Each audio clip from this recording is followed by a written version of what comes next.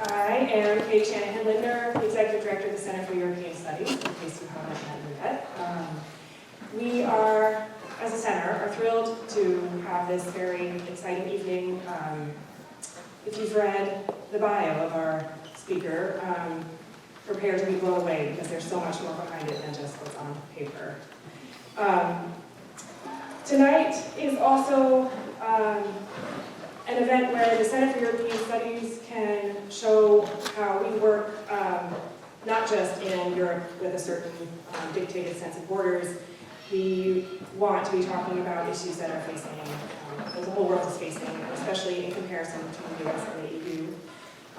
And climate and migration and where they intersect is something that we like to talk about here at the Center, and are important issues that we want to be having a dialogue about because no one has the answers, and the young people in the room, we're looking to you to solve these issues for us. So in preparation for tonight, we wanted to take action and took inspiration from the Act Now campaign of the UN. And we had a really fabulous summer intern, Brett Harris. Please raise your hand, Brett. There he is. And I'm super proud to recognize you because when I said, let's do something, he said, okay, and 5 minutes later came back and said, we should have, so we already refill our water bottles and we recycle. Riding our bikes to work is unsafe for most of us because it would consider, you'd have to ride on either 15-501 or I-40. So we decided that was not useful. We ride the bus, though, let's say that. And he said, let's print tote bags so that people can be sustainable and bring their tote bags to the store. And let's do a sustainable cookbook. Let's gather sustainable recipes. So of course I said, what's a sustainable recipe? I'll admit it, I didn't know what it was. So we had this great summer challenge where we gathered all these recipes. We did it on social media. People sent recipes in, and of course, less meat, but also sourcing locally and using less energy. So I learned how to make a peach cobbler in a crock pot. And so anyway, fresh off the presses is our sustainable cookbook. The copies are outside, as well as tote bags, and they're yellow and blue. Go green, see us. Yellow and blue, make green. We're so clever, we know. In any case, we were really inspired by this Act Now campaign and how to make a difference on a small scale, because if all of us do a little bit, it makes a big difference. So I would like to, so please take a cookbook and a tote bag. I'd like to thank our many co-sponsors for helping us this evening. So, I'm going to show my class now. Sorry. So first of all, the UNC College of Arts and Sciences, the Curriculum and Global Studies, the UNC African Studies Center, the Black Student Movement, Carolina Public Humanities, UNC E3P, the coolest major, besides European Studies, European Horizons of Carolina, the Exodus Institute, UNC Global, UNC Institute for the Environment, UNC Organization of African Students' Interests and Solidarity, OASIS, the Transatlantic Master's Program for those students, and Undocumented Carolina, and the UNC Working Group on Refugees, Europe, and Service Learning, WRESTLE.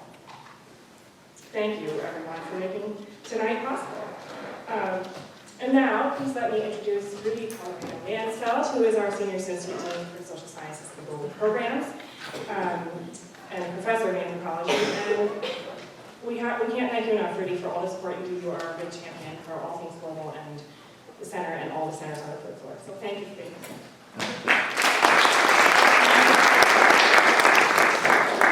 Thanks, Katie. So I'm very pleased to be able to be here and introduce Tolu Olubunmi. She's coming in a fall where these issues of immigration and refugee and climate change have been really present. And so you all who are out here, how many of you have a Euro major? Euro majors? Maybe so-so, you should get more of them here. How about other connection? Has ever taken a course in European studies or European topics? Could you put up your hand? More of those, great. Because I will say that the Center for European Studies has put together one of the most creative sets of talks, or been part of them, for a while, that have come together around this question of refugees, immigration, and climate change.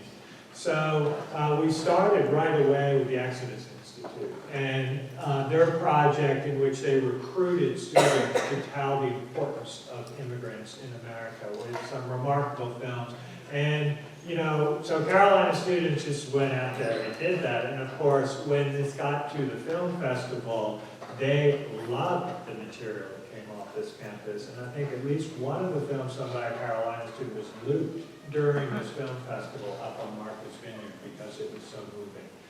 And so that was the first event. Then all of the Area Studies Center, Center for European Studies, worked to support Filippo Grandi, who is the UN High Commissioner of Refugee, in his visit to this campus.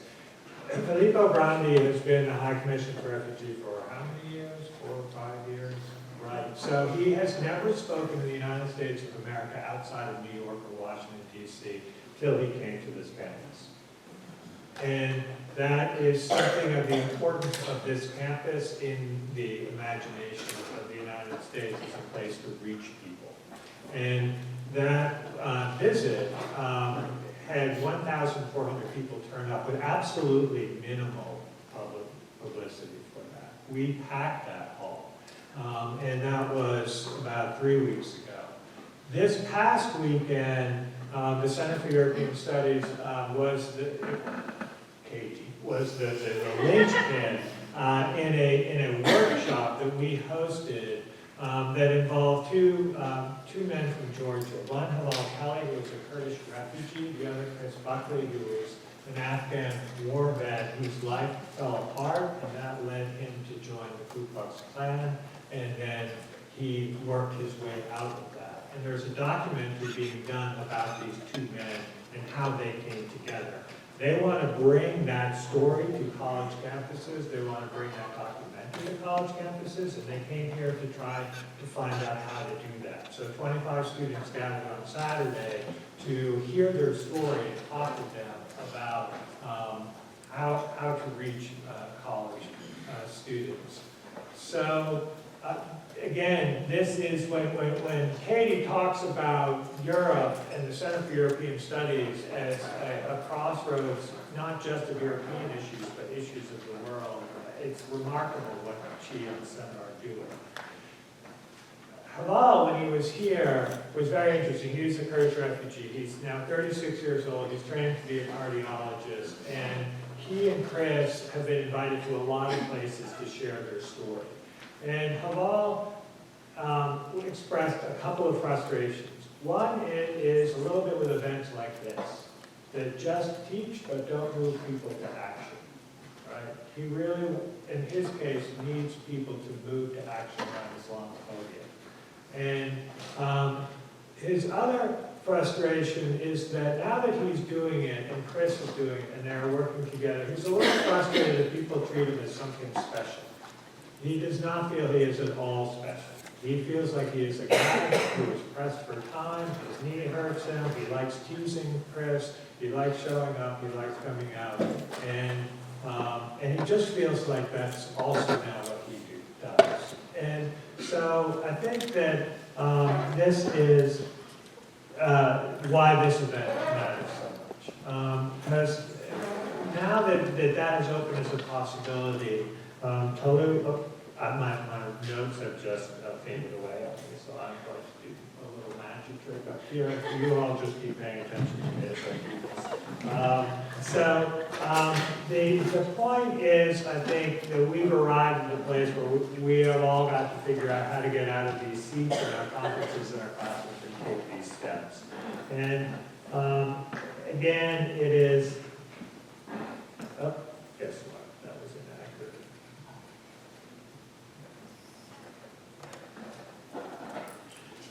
So again, in this sequence of events to have arrived at this point is really critical for us. So Tolu Olubunmi, as she comes here,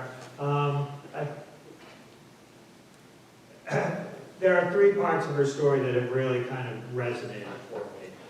The first is the fact that she too, I think, just acted, right? Stepped out, volunteered. She just volunteered. She was, in fact, in a vulnerable position as she did so.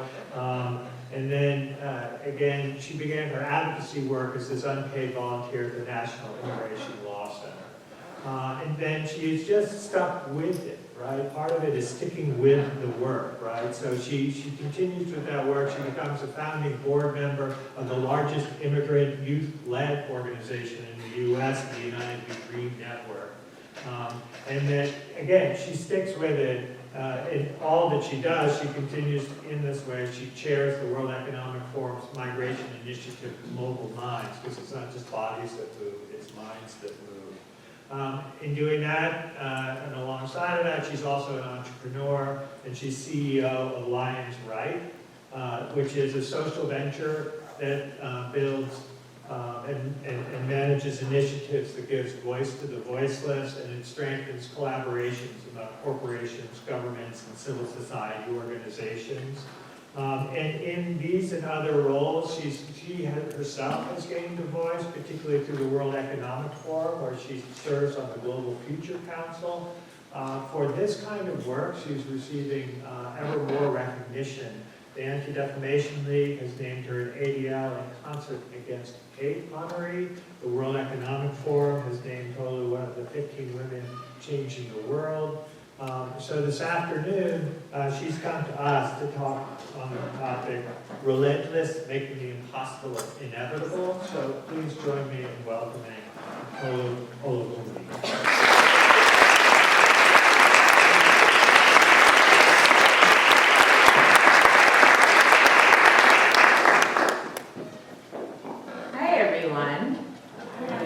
This is so exciting. Forgive me while I take a little swig of this lovely thing over here.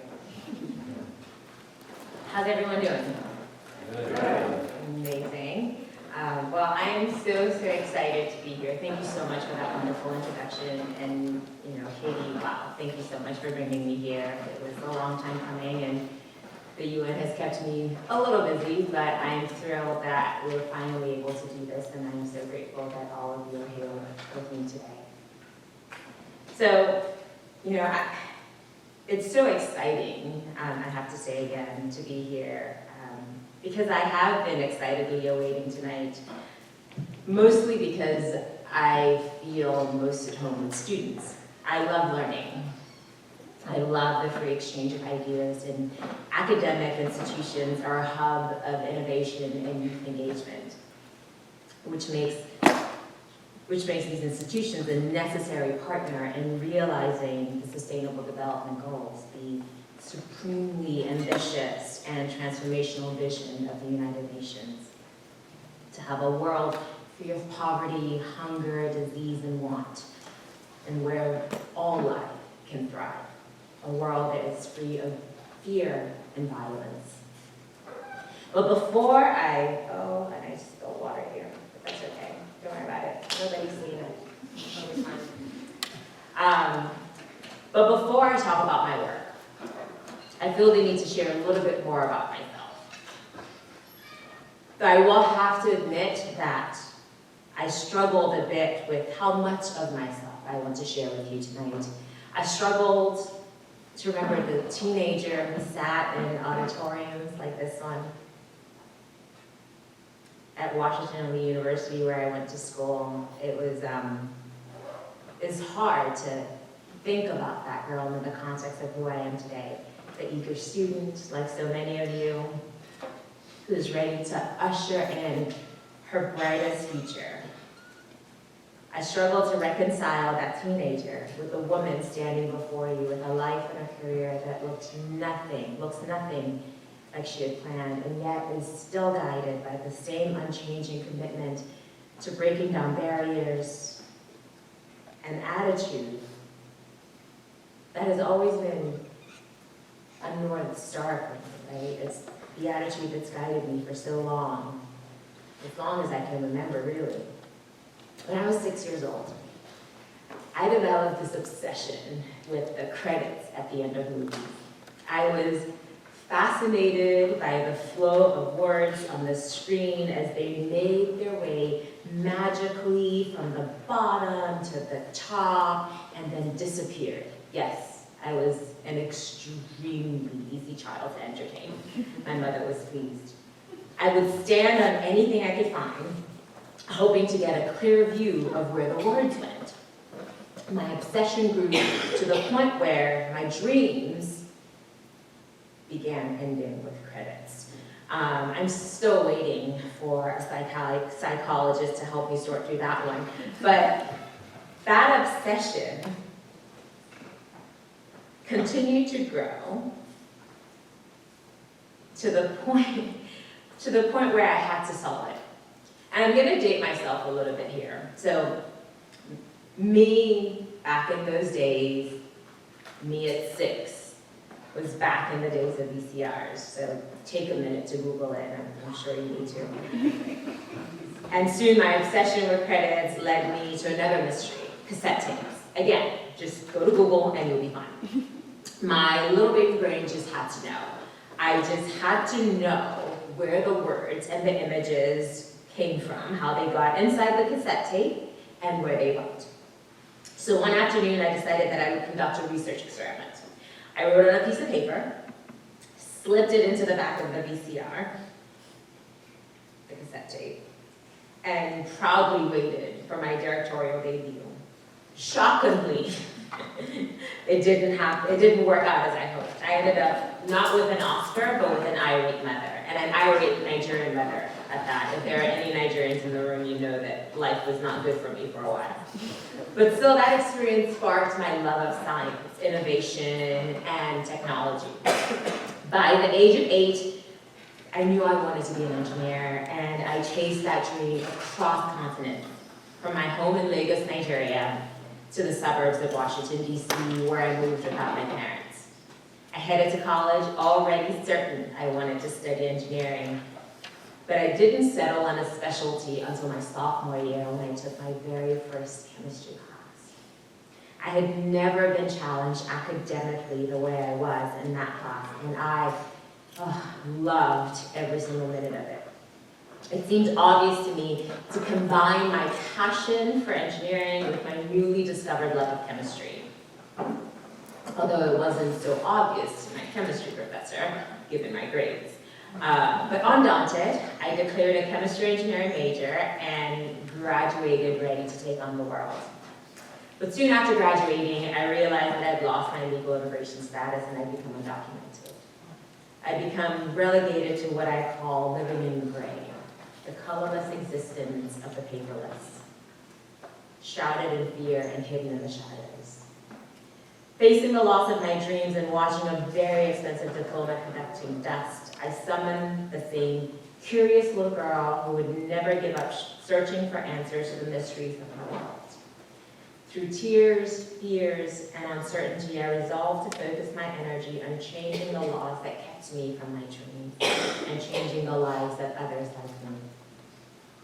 The paradox of the undocumented American is one I share with millions of other dreamers, named for the DREAM Act, and immigration legislation aimed at granting legal status to young immigrants like me.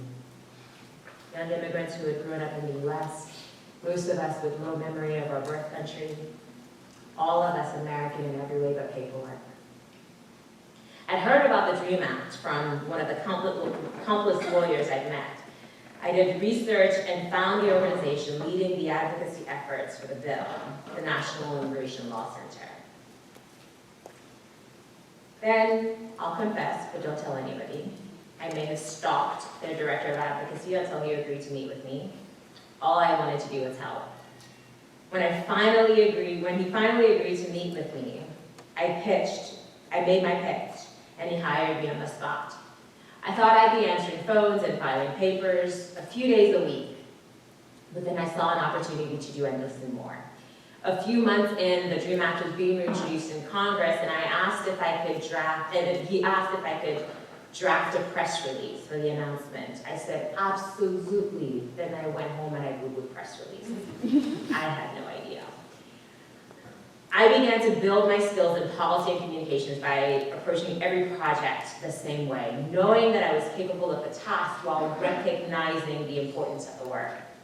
That first press release led to my role as the National Immigration Law Center's communication specialist on the DREAM Act. and later as the communications director of the United Lutheran Network, the largest immigrant youth-led organization in the nation, of which I'm also a founding board member, as you heard earlier. Having no formal training in policy, politics, or communications, I constantly drew on that same single-minded determination that got me through chemical engineering and the faith in my skills that allowed me to say yes to that first press release. I approached advocacy as a scientist would, analyzing the arguments for and against, and dispassionately testing my thesis. I quickly saw that changes in policy require shifts in culture which necessitate a redefining of advocacy. You see, significant shifts in public policy generally do not originate from policymakers, much less public policy shifts that politicians perceive to not be in their political interests. True change comes from the bottom up, from the individual to the masses and finally to policymakers. And advocacy, no matter how well-intentioned, falls short when those for whom we're fighting are not invited to the battle. Including those directly affected shows an authenticity of purpose and promotes a sense of pride that ignites a desire to live beyond the limits of their circumstances. My absolute favorite African proverb says, "Until the lion learns to write, all the stories will glorify the hunter." In 2009, I, along with my coalition of the willing, gave rise to advocacy in the United States, where those directly affected by a broken immigration system revealed the lives lived in the shadows of statistics and innuendos. Dreamers decimated the false narrative of undocumented immigrants as a monolithic group of uneducated and ill-engaged individuals, and revealed a diverse, committed, and commanding and relatable group of immigrants. Our voices shattered myths, misconceptions, and ignited a nation's consciousness. The stories of struggle and perseverance told in our own words gave way for a seismic shift in the public's perception of the undocumented. We empowered allies and policymakers to make arguments for reform rooted in reality and backed by human connection. Together, we taught the lion to write. My journey to this moment here before you today has been difficult, complex, and frankly unimaginable, at least when it all started. Every moment that I spent advancing the cause of migrants and refugees is out of recognition of the privilege that I enjoy. The space allies have created for me and that I have fought to hold and prove worthy of. Although imperfect, the ability I have to give voice and value to the voiceless, who are no different from me, is a blessing. To give face and name to the plight of so many creates space to foster dialogue, shift culture, and get closer to eradicating the hate that's overcoming our world, this hatred of the other that keeps us divided. Through heartbreak and pain, I turned a crisis in my life into an opportunity to innovate around issues affecting migrants, refugees, and displaced people. I turned an inability to live and work wherever I wanted to a World Economic Forum initiative that redefined migration to include the free movement of minds, connecting talent and employees across borders and reducing brain drain while promoting economic prosperity. And I daily use my experience and platform at the United Nations to shine a light on the struggles of migrants and refugees around the globe, using our plight and promise as a touch point for closing the gap between the myth of the us versus them, and striving to get the world closer to a more hopeful future of we. This work is particularly close to my heart. I sit on the board of the UN Migration Agency's nonprofit arm because I recognize the uncommon privilege that I have now and the uncommon privilege that I had as a child, first time I crossed international borders into Europe. Back then, I was ignorant of what it took to get from Nigeria to Europe.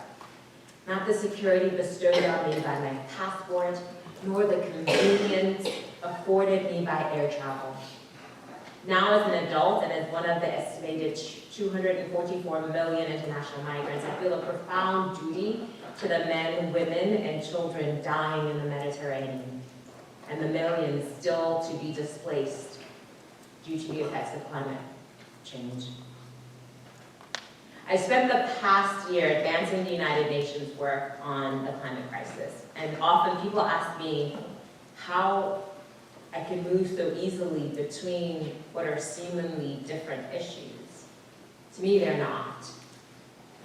My work has always been about protecting and empowering people. That is still what I do as I run the United Nations Act Now climate campaign. Act Now is a critical part of the United Nations' coordinated effort to raise awareness, ambition, and action for climate change. It is the flagship mobilization campaign. It's the UN's flagship mobilization campaign on the climate crisis in the lead up to the Secretary General's Climate Action Summit, which happened on the 25th, and for the 25th session of the Conference of the Parties, COP25, that will happen in December. Act Now is about people. It's about helping each of us recognize our power to confront the climate crisis and protect life. Now, I have no doubt that I would have made an excellent chemical engineer. I am Nigerian, and we know no other way. But instead, I have the privilege of protecting the rights of mothers, fathers, brothers, and sisters, the privilege of helping businesses address their need for talent and governments develop migration and climate policies rooted in facts and science. But most of all, I have the privilege of living a life that proves that although our purpose may be beyond our capacity to imagine, it is never beyond our capacity to achieve. And to that end, I ask you to join me now in taking a step towards addressing the defining issue of our time. I invite you to watch this video and take climate action.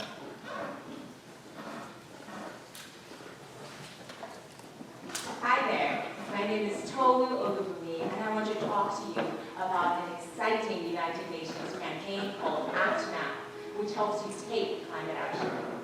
We've all seen the devastating impact that climate change has on the planet and on our lives, but we're not always sure what to do. Through the Act Now climate campaign, the United Nations is encouraging everyone to take small, everyday actions that can make a big difference. To help us get the word out, we ask some very special friends to break it all down. Take a minute to watch this important message. We're all in danger. We need to put aside our differences and work together. I'm in. Birds and the pigs from the Angry Birds movie 2 are becoming frenemies in the important fight against climate change to protect our planet. The United Nations has a plan to help the Earth, and they need all of our help before it's too late. The Angry Birds movie 2 is working with the United Nations on the Act Now campaign. We need you to act now. Every choice we make matters. Every action we take counts towards protecting our planet. From the food you eat to the clothes you wear. How will you fight climate change? Here are some ideas to get you started. Try meat-free meals, or eat more vegetables, nuts, and grains. I eat dirt. Reduce your electricity use. Unplug and spend time outside. Give your clothes a second chance. Use old clothes for new looks. Drive less, walk more, and take public transportation. Hey, at least we're going to get all our steps in today. Recycle and reuse. Bring your own bags and use a reusable water bottle. Act now. Actua ya. Act now for a happy planet. Take part in the global movement. To save our world from being destroyed. What we really need Is a hero. Actually, that position's been filled. Join the Angry Birds to make a difference. Go to un.org/actnow today and choose your action. Trust me, I know what I'm doing. Working with what we got. Unite for a better world.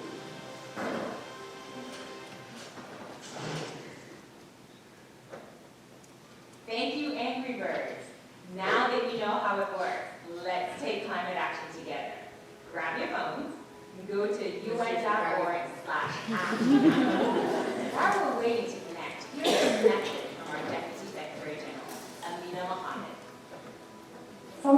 contribute to the cause of the work, each of us has the power to confront the climate challenge. Go to un.org/actnow to log your actions for a healthier planet and a better future. Thank you, Deputy Secretary General. Hopefully you're all on the clock now and can see the 10 actions. Take a moment to find an action that you actually did today. No today, or will be anything. Think about the climate-friendly choices you've made today. Did you take the train here? Maybe you brought a water bottle, used a tote bag for your step, or ate at one of the great vegetarian places around here. Log that action on the bot and share it with your friends on social media. Every action logged adds to the global count of actions that people all around the world have already taken. Together we can change the world. Act now. Join the global movement for a healthier planet. Thank you. All right, so how many people actually made it onto the box? I love it. And how many people have an action that they actually took today? Just yell it out to me. Walking. I love it. Eat meat. Say that again. Didn't eat meat. I love it. Very nice. Meat-free meals. Others? Reusable water bottle. Nice. Very nice. Reusable forks. I like that too. Very cool. Anybody else? Recycle. I love that. So it's like, so Act Now campaign is really about helping us understand that you really do have the power to confront the climate challenge. Like, yes, we need large-scale, system-wide change, and so corporations have to do their part, so governments have to do their part, but individuals also have a big part to play. And I think it's so important for us to recognize that we have agency over this and not feel powerless. The climate crisis can often feel so overwhelming, so large, so insurmountable, but it doesn't have to be. You can do your part. You can do something. You have the power to confront the climate challenge every day in your life and to encourage others to do the same. So please continue to go to actnow.com, actnow.bot to log your climate actions. I think it's incredibly important. Thank you.